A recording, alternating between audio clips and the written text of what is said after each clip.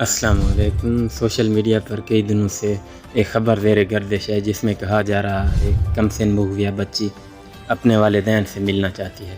کیا حقیقت میں بچی مہدی کاظمی سے ملنا چاہتی ہے یا یہ مالی ٹبر کی طرف سے کیا گیا ایک پروپیگنڈا ہے، اور اس پروپیگنڈے سے مالی ٹبر یعنی ظہیر اور کمپنی کو کیا فوائد حاصل ہوں گے، یہ سب کچھ آپ کو اس ویڈیو میں بتائیں گے۔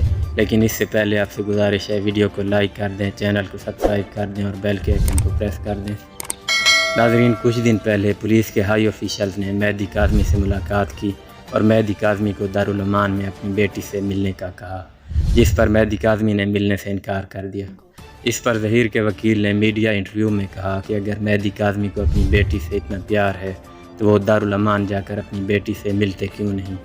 تو ناظرین، یہاں پر آپ کو بتائیں گے ظہیر اینڈ کمپنی کے اس پروپیگنڈے کے مقصد کے بارے میں کہ وہ ایسا کیوں کر رہے ہیں۔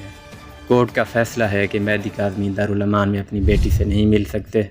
بچی نے ابھی تک کورٹ میں کوئی بیان نہیں دیا ہے، اور آنے والے ٹائم میں بچی نے جو بیان دینا ہے جس میں وہ بتائے گی کہ کس طرح مجھے ڈرگز دے کر ویڈیوز بنا کر بلیک میل کیا گیا۔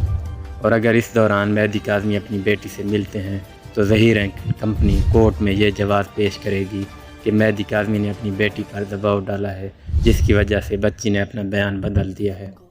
ناظرین، اس پروپیگنڈے کی مکمل حقیقت یہی ہے، اور اسی لیے مہدی کاظمی صاحب اپنی بچی سے ملنے سے انکار کر رہے ہیں۔